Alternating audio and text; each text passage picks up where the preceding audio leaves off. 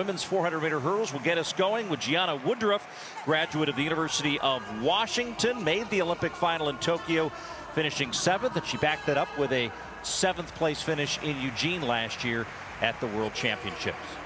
And inside of her in lane 7, this is Jessie Knight.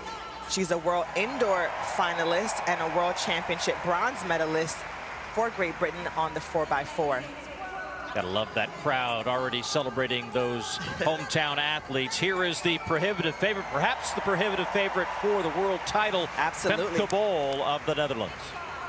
And this is Jamaica's Janieve Russell, 4 times a Commonwealth Games champion, 2 times a World Championship silver medalist. She's now 29, has been one of Jamaica's best for many years. And Sonia, I know she went to Texas A&M, but you got to cheer for Shamier Little. She's had a great year, won the U.S. title. Yeah, that 400 she ran a couple of days ago was so impressive, running under 50 seconds. This is Russell Clayton from Jamaica. She's a World Championship bronze medalist as well in 2019. Jamaica represented well in this field. One of the many Ukrainian athletes has been training away from her country since the war broke out with Russia. Victoria Kashuk, 6th in the Olympic final in Tokyo. And in lane 1, this is Anna Rivakova, also of Ukraine, 3 times a European Championship silver medalist. So a pretty good field here, Paul. Super excited to see Femke Bol. I love how she has been competing this season. She was running 400s indoors, really improving with Sydney McLaughlin-Levrone not in the field. She is, like you said, by far the favorite, so consistent. World's fastest at 52.3. These are just crazy times that we're talking about in this event, Paul. But just phenomenal how these women have really pushed this event. They make it so fun to watch.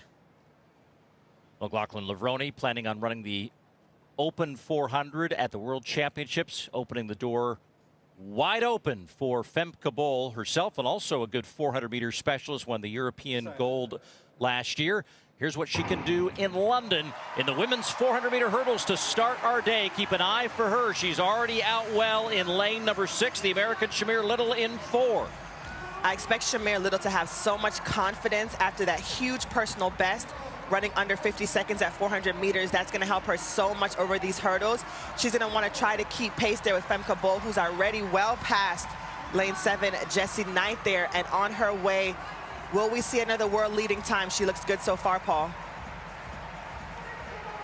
As she gets over hurdle number 8 and now beginning to extend her lead here, it is Femke Bol against the rest of the field, and the rest of the field does not have a chance on this day as Bol over the final hurdle. And now watch the clock, as this will be quick to start the day in London as she wins in 51.45.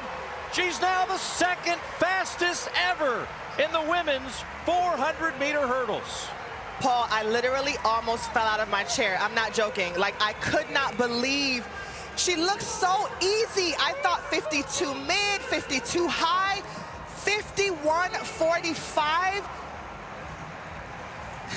I have no words. It's just so impressive to see what Femke Bol is doing in this event. I thought the ladies would challenge her a bit, but what I love to see with the 400 hurdlers is that they get in that lane, that outside lane. We see Karsten Warholm do it a lot from lane 7.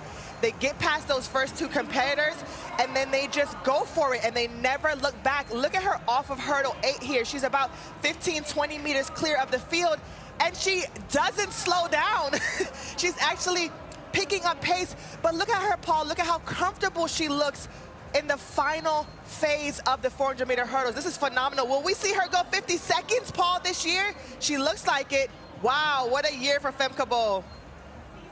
And you keep putting in context, that's over 10 hurdles. She just ran 51.45 over 10 hurdles.